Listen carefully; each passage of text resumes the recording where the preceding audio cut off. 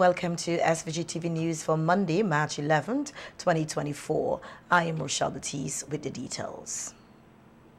The possibility exists for an early start to the 2024 hurricane season. This is according to meteorologists across the Caribbean. Meteorologists with the SVG Met Services Desiree Neverson-Jack explain while meteorologists are making such predictions and why the shift from El Nino to La Nina is concerning.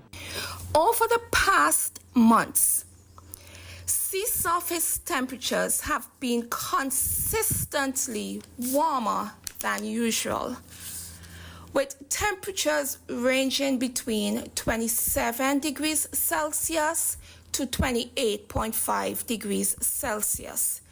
The ideal temperature for a hurricane to form is 27.5 degrees Celsius. So you can see why forecasters are alarmed. Secondly, modelers are showing with high confidence a rapid transition from El Nino to La Nina in the March-April-May months. What does that mean for St. Vincent and the Grenadines? It means moving from drier conditions to wetter conditions. El Nino creates strong wind shear that tears hurricanes apart, while La Nina reduces the wind shear over the Atlantic and allow tropical storms to build. Making a comparison with data over the years, Neverson-Jack revealed that models for 2024 are thus far showing similar readings to that of 2010 when Hurricane Thomas affected St. Vincent and the Grenadines. She pointed out that they are not saying that the weather report will go as predicted, but that it is something the public should be made aware of. 2010, in the earlier part of the year, we had a drought. But coming on in the April-May months, it became wetter than usual. Some Caribbean islands experienced landslides and flooding. It was one of the wettest years on record. And the two drivers that were present were warmer than normal sea surface temperatures and La Nina.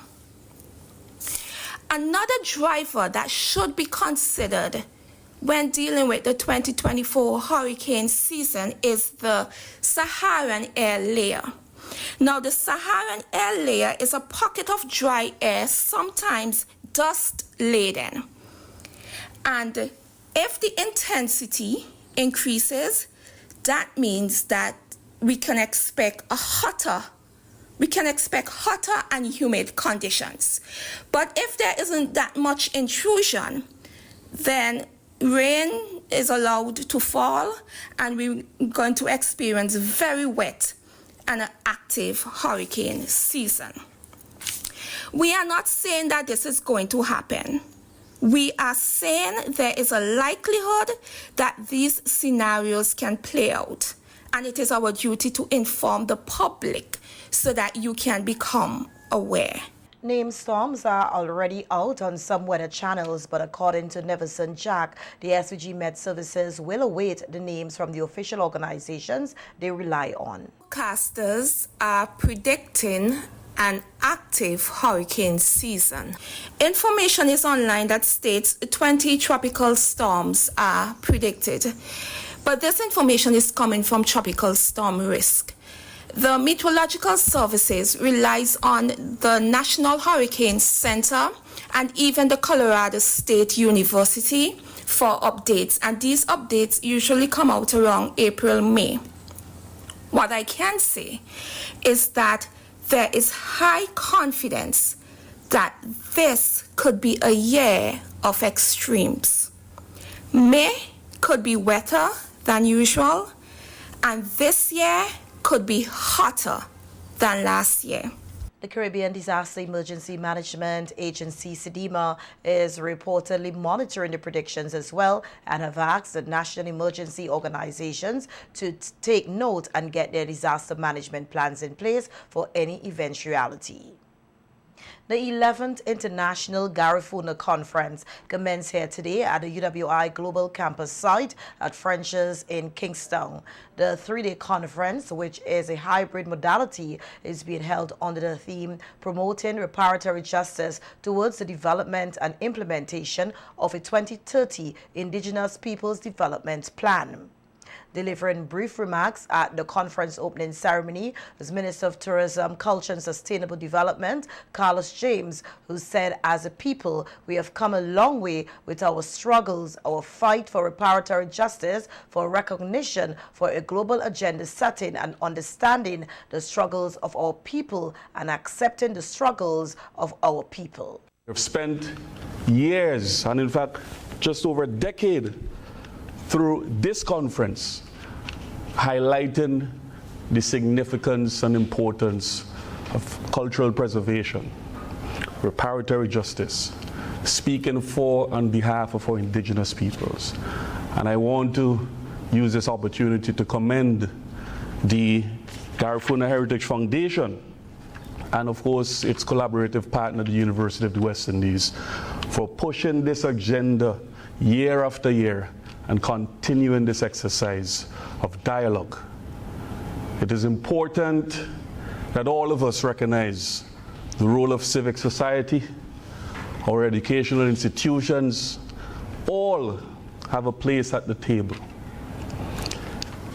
When we established as CARICOM the 10-point plan, focusing heavily on reparations, and Daki rightly alluded, we have to go a bit deeper. And we have to recognize in a fulsome way and a detailed way and capture the essence of the struggles of our indigenous peoples. Repairing what was taken from us, repairing what I would consider the cultural rape of our people. Reparatory justice is not just a word or money or financial gain. It is about correcting a historical wrong on many different levels. Minister James said, recognizing the crucial role of culture as an enabler and driver of sustainable development, linkage between culture development is multifaceted. With the full extent of these linkages, they have not yet begun to explore. This country, St. Vincent and the Grenadines, we made a commitment to starting that process of engagement at CARICOM in fleshing out the 10-point plan. But also we took a step further.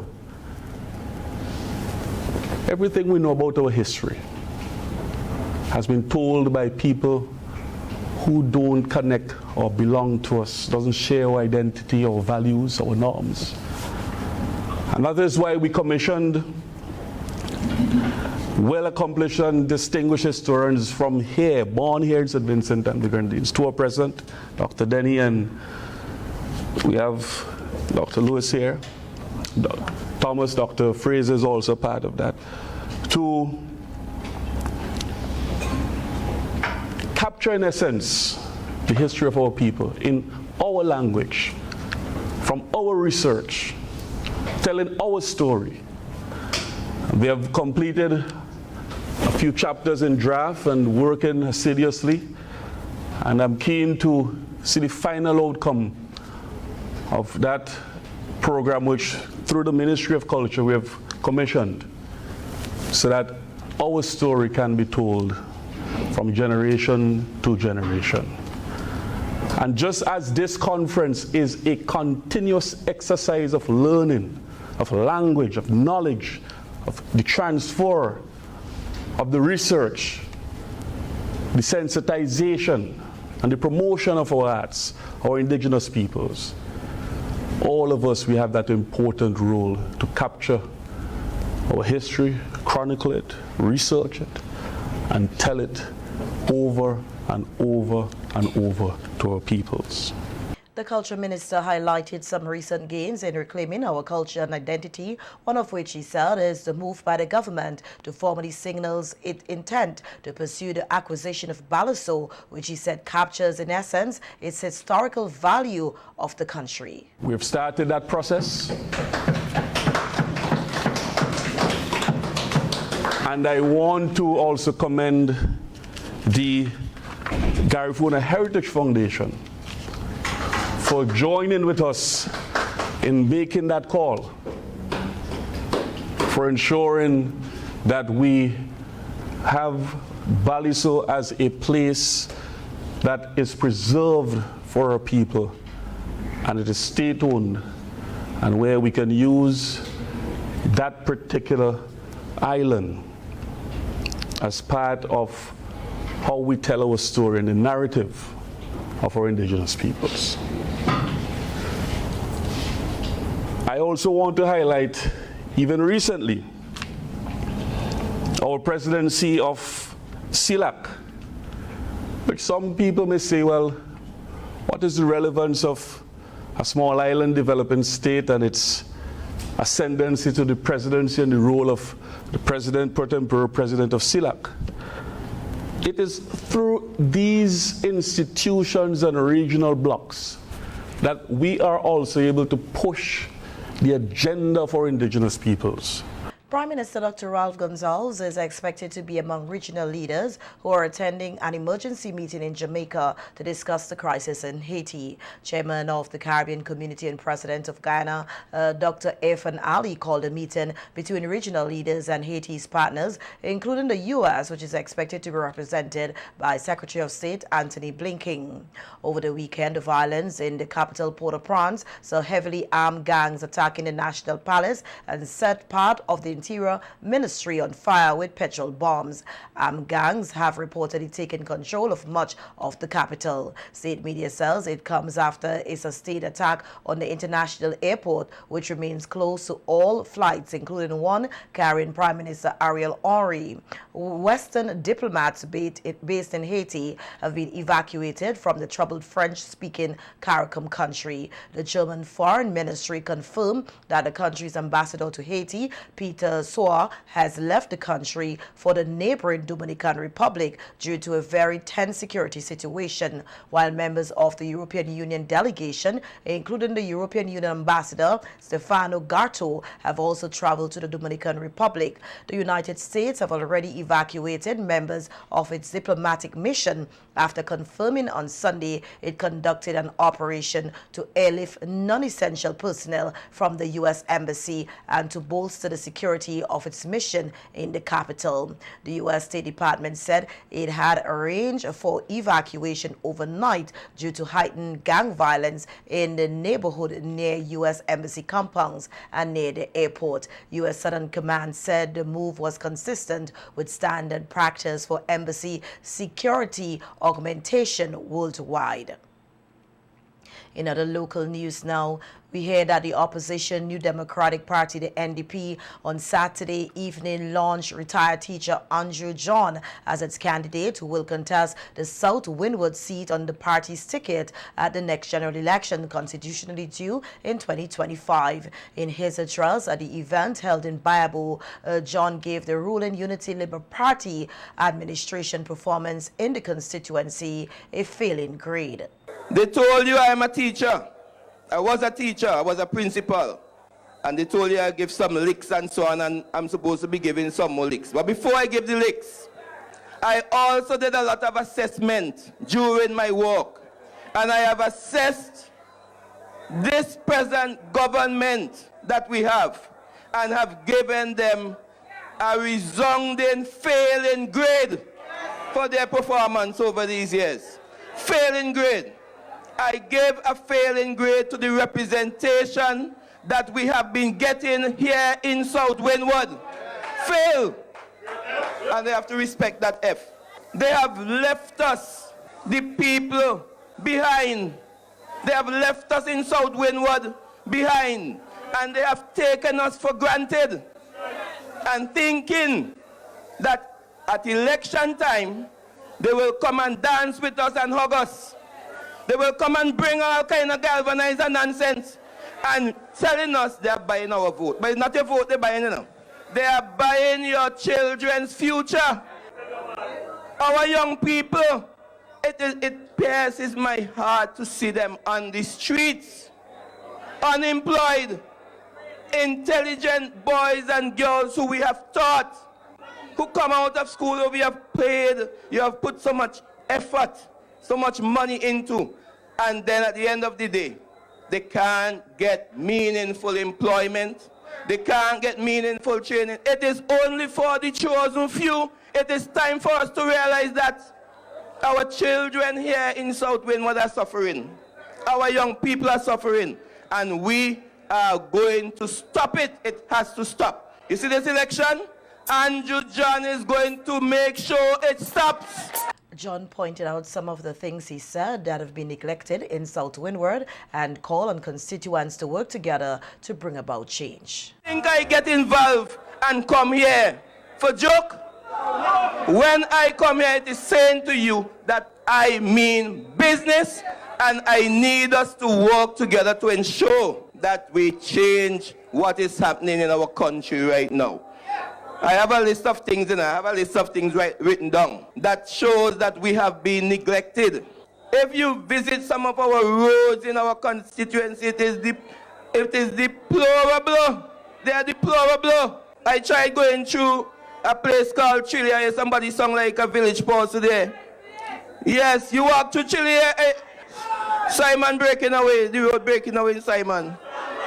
I went to Diamond, it's dirty walking on.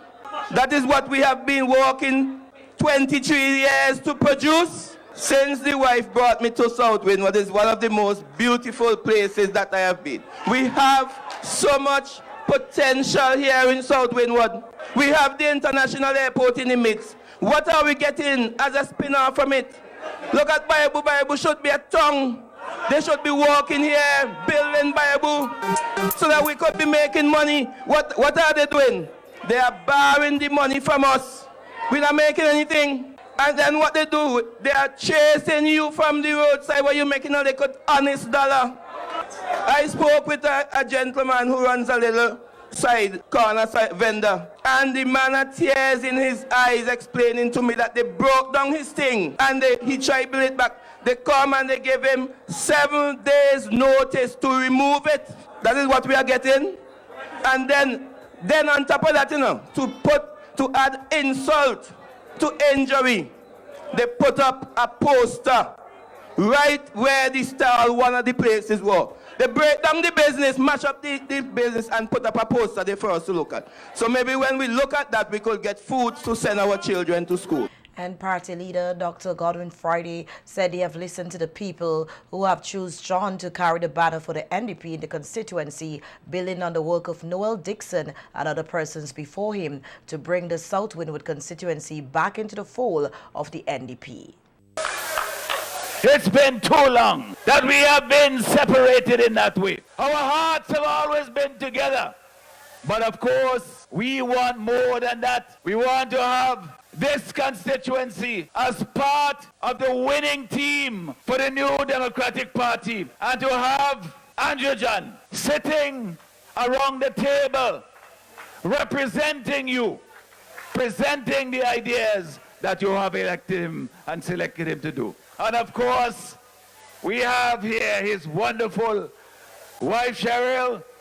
Stand up, both of you, come.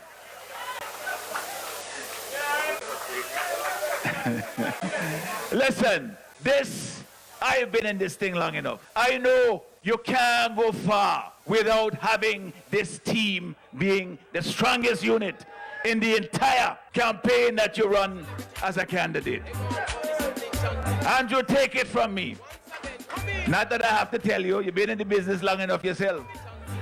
But your refuge must be your home and your wife. When you come out in the constituency, in the rough and tumble of politics, you want a place to go to somebody who says, no matter what it is, we are there together. No matter what it is, we will triumph together. And we know that when you do that, you will triumph, not just for yourself and your family, but also for the new Democratic Party. There is a rise in obesity cases in St. Vincent and the Grenadines, particularly among children. This is according to community dietitian Melanie Hercules, who on NBC Radio Face-to-Face program today said because of the easy access to fast food, students prefer to eat junk food and carbonated beverages rather than fruits and vegetables. So fast food restaurants, the access that they have is very easy. It's close to them. They're not bringing to school fruits and vegetables, not eating as they should. And that is those are some main contributors to the obesogenic environment and contributing to them being obese. Every morning when I'm coming to work, sometimes the children are going to school and you see them with something fried in their hands, like a fried bake and a bottle of Coca-Cola or something sugary, high in sugar that they're eating for breakfast. Even break time, lunchtime, all throughout the day, every time you see them, it's generally some sugary beverage that they're consuming. Portion control or lack thereof. We tend, as Vincentians, we like a lot of starchy foods, and that's what we tend to eat a lot of starchy foods. We'll have probably 3 starches, rice and macaroni and potato, and 2 slices of vegetables or tomatoes or lettuce. We're not as active as we should be. We're not physically active.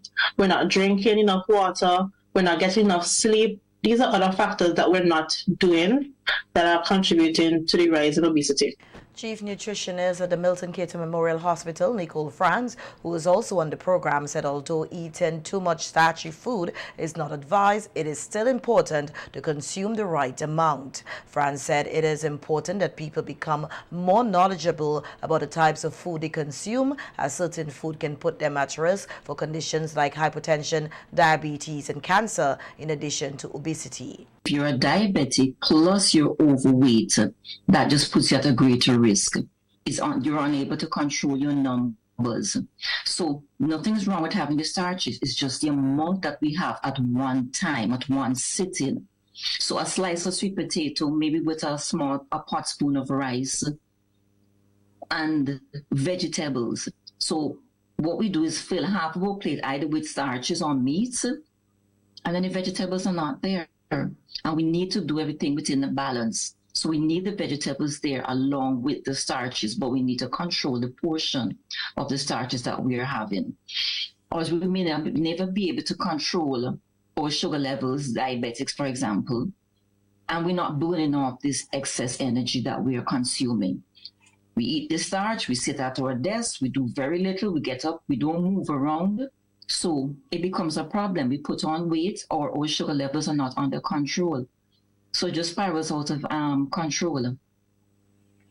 But the ultra-processed foods do contribute to the rise in obesity. As Ms. Hercules said earlier, when you look at what school children are bombarded with every day at school, what they are faced with, the choice that they have to buy, they're all ultra-processed foods. And the children like them. Why? Because they're full of salt and they're full of fats. All of this contributes to obesity, plus other non-communicable diseases. So we have to be mindful of what we are allowing our children to eat. We have to be mindful of what we're selling our children, not just children. Let me just say the general population. Read our labels. Look to see how much trans fat is in something. Look to see how much saturated fat is in a product you're buying. Look to see how much sodium is in it. And the Ministry of Agriculture continues to place backyard gardening on the front burner, with emphasis now on schools. The North Union Secondary School is the most recent to launch such a project with the ministry and the government of Taiwan and China. The school's principal, Sinclair De Santos, said it is a welcome initiative that will see some 400 students participating in the project. One must be cognizant of the fact that the purpose of the school's curriculum is to respond to the needs of the society and to address the issues that affect the sustainability of the society. We must recognize that food security is a serious issue. Through our agricultural science program, the students are equipped with the knowledge, the skills, the values, and the attitudes to produce food, to feed themselves, the nation, and for the export market. The multiply effect of this activity is tremendous, and time would not allow me to elaborate. DeSantos, however, noted the challenge of having a backyard garden where animals and persons other than students benefit. It is sad to report that our students are not benefiting from the fruits of their labor. We are affected by perennial larceny and from the invasion of cattle on our agricultural plots. Last year, over 100 watermelons were lost, including tomatoes, cucumber, and other produce. I am appealing to members of the public to help us to identify the cattle owners. North Union Secondary School value highly the role of social agencies, business organization, and private enterprise in the as partners in the education arena. At the event, Minister of Agriculture Sapoto Caesar told the students of the far-reaching benefits of school backyard gardening. One thing they can't choose to do is not to eat. They have to eat. And because they have to eat, the question that I want to ask, who will be providing the food for them? And I see Sister Jackson say, me. And I see my other sister there. And I see the hands going up. Charles putting up his hand. But I want all the students to put up their hands today. 400 strong here in North Union. We will be providing the food for the tourists when they come to St. Vincent and the Grenadines.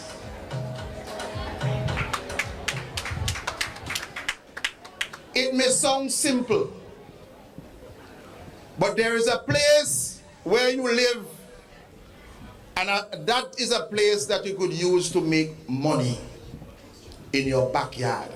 Also addressing the ceremony was Ambassador of China on Taiwan, Her Excellency Fiona Hu Shong Fang, who provided the seeds for the school's backyard gardening project. Exciting facet of our initiative is the generous seed donations available to all participants today. My team, the Taiwan Technical Mission, has introduced the heat-enduring commercial variety of seeds of some targeted vegetables, including cucumber, tomatoes, sweet pepper, sweet corn, and cabbage to these lovely countries. And police in the Calicut district are investigating the circumstances surrounding a suspected drowning that occurred on Saturday, March 9, 2024 at Indian Bay Beach, which claimed the life of Wesley Dick, a 49-year-old laborer of Southwood, Belmont. The police say, according to preliminary investigations, the deceased and some of his friends arrived at Indian Bay Beach about 2 p.m. Moments after getting in, he was seen floating on the water. He was reportedly pulled ashore by other seabathers. Cardiopulmonary resuscitation, or CPR, was performed on Dick, but he remained unresponsive. The Calicut police were notified and promptly visited the scene and interviewed witnesses. Dick was later pronounced dead at the scene by a medical practitioner. The RSVG police force expresses condolences to all who have been negatively impacted by the unfortunate incident and said a post-mortem examination is expected to be conducted on the body to ascertain the cause of death. Drivers or conductors who fail to provide their correct name, address, or present a false identity to the police when asked to do so are guilty of an offense. This is according to Corporal Caleb Woods, who is attached to the traffic branch of the RSVG police force. It shall be the duty of the owner of the motor vehicle, if required, to give any information which is within his power, to give and which may lead to the identification and apprehension of the driver or conductor.